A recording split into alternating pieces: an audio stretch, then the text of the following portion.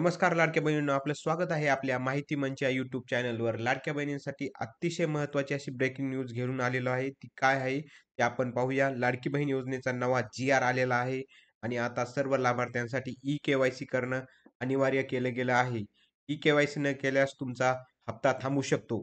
तर चला आज आपण या व्हिडिओच्या माध्यमातून जाणून घेऊया ई-के-वाय-सी म्हणजे काय आणि ते कशी करायची आणि शेवटची तारीख काय आहे आणि तुम्हाला कधीपर्यंत मुदत दिलेली आहे याची सविस्तर माहिती आपण या व्हिडिओच्या माध्यमातून बघणार आहोत.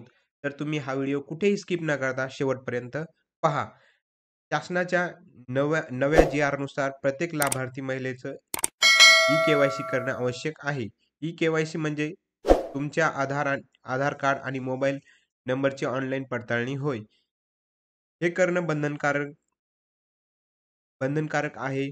कारण शासनाला खात्री करून घ्यायची आहे, की लाभ फक्त खरी पात्र महिलांनाच मिळावा यासाठी हा सरकारचा अट्टहास आहे. तर आपण जी-आर आलेला आहे. तो जी-आर काय आहे? जी-आरमध्ये सविस्तर माहिती दिलेली आहे. कोणत्या महिलांना ई-के-वाय-सी करायची आहे आणि किती तारखेपर्यंत करायची आहे, मुदत किती दिलेली आहे, एका वर्षातून किती वेळेस ई-के-वाय-सी करायची आहे आणि ई-के-वाय-सी केल्यामुळं तुम्हाला हप्ते चालू राहणार आहेत की नाहीत, तुम्ही अपात्र होणार आहेत की नाही, याची सविस्तर माहिती या जी-आरमध्ये दिलेली आहे. त्यामुळे तुम्ही जी-आर हा शेवटपर्यंत म्हणजे हा व्हिडिओ शेवटपर्यंत पहा, म्हणजे तुमच्या लक्षात येईल. तर बघूया, हे बघा महाराष्ट्र शासनाचा जी-आर आलेला आहे. तारीख बघा 18 सप्टेंबर 2025 ही तारीख आहे. जी-आर कशाबद्दल आहे? तर मुख्यमंत्री माझी लाडकी बहीण योजना या योजनेअंतर्गत पात्र लाभार्थ्यांची महिलांची पडताळणी आणि प्रमाणीकरण करण्यासाठी ई-के-वाय-सी माध्यमातून आधार ऑथेंटिकेशन करण्यात मान्यता देण्याबाबत.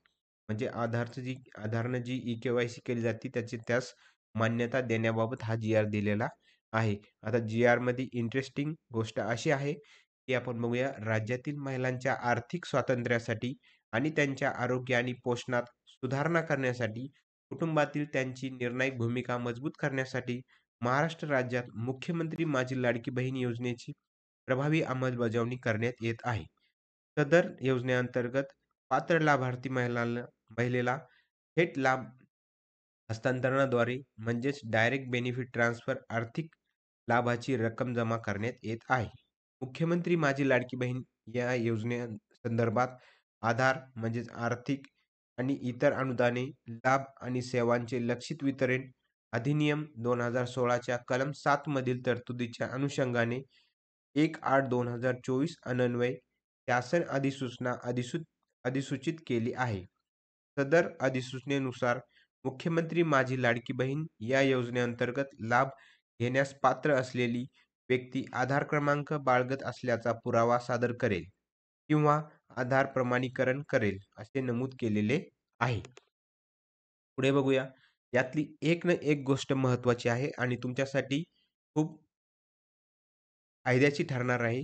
त्यामुळे व्हिडिओला पुढे घेऊ नका किंवा स्किप करू नका. मंत्रिमंडळाने घेतलेल्या निर्णयानुसार दरवर्षी जून महिन्यात या योजनेतील लाभार्थ्यांचे ई-के-वाय-सी करायचे आहे. प्रत्येक म्हणजे दरवर्षी तुम्हाला जून महिन्यात ई-के-वाय-सी न विसरता करायची आहे. त्यामुळे काय फरक पडणार आहे ते बघा आता. महिला व बालविकास विभागाची सब ए-यू-ए, सब के-यू-ए म्हणून यू-आय-डी-ए-आय ने नियुक्त केली आहे. त्यामुळे यू-आय-डी म्हणजेच आधार. त्यामुळे महिला व बालविकास विभागाकडून सदर योजनेअंतर्गत पात्र लाभार्थी महिलांची पडताळणी आणि प्रमाणीकरण करण्यासाठी ई-के-वाय-सी माध्यमातून आधार ऑथेंटिकेशन करण्यात येत आहे.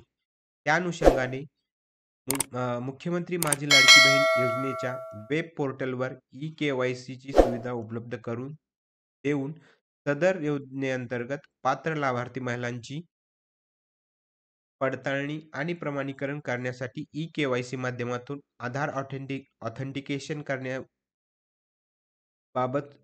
शासन विचाराधीन होती.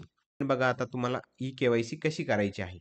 तर मुख्यमंत्री माझी लाडकी बहीण या योजनेच्या ही वेबसाईट आहे लाडकी बहीण .महाराष्ट्र.gov.in. आपण पुढच्या व्हिडिओमध्ये सविस्तर म्हणजे तुम्हाला ई-के-वाय-सी कशी करायची आहे, ते आपण सांगणार आहोत. त्यामुळे पुढच्या व्हिडिओमध्ये आपण ती के-वाय-सी कशी करायची आहे, ते आपण पुढच्या व्हिडिओमध्ये बघूया. या वेब पोर्टलवर सदरची ई-के-वाय-सीची सुविधा उपलब्ध करून देण्यात आलेली आहे. तुम्हाला जर ई-के-वाय-सी करण्यात अडथळा येत असेल किंवा समजत नसेल, तर तसं कमेंट बॉक्समध्ये सांगा. म्हणजे आपण दुसरा व्हिडिओ तसा घेऊन येऊया. जर तुम्ही कमेंट बॉक्समध्ये सांगितलं, तर आपण नक्की तसा व्हिडिओ बनवूया.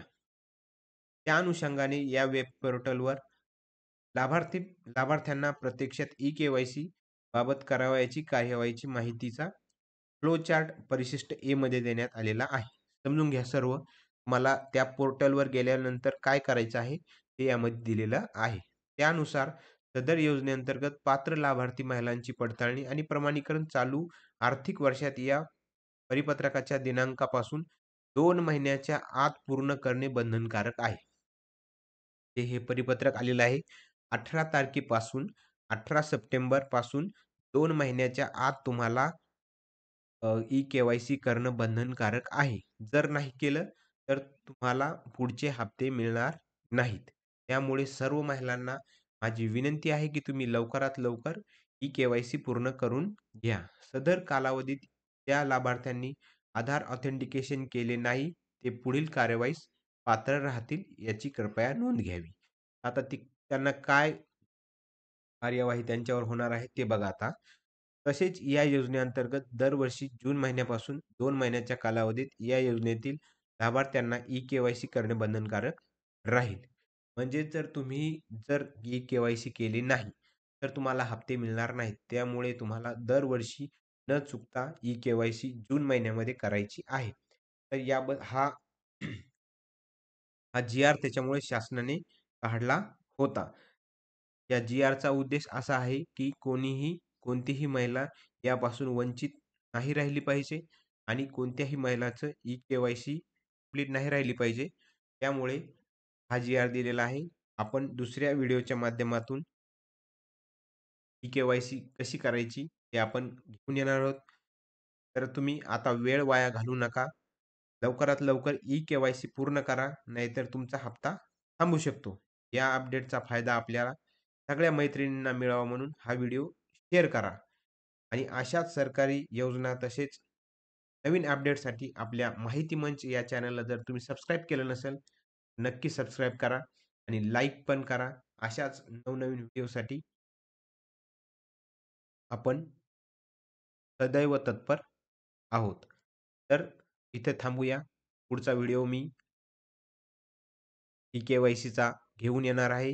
इथे थांबतो मी. धन्यवाद. चॅनलला सबस्क्राईब करा, लाईक करा आणि शेअर करा. धन्यवाद.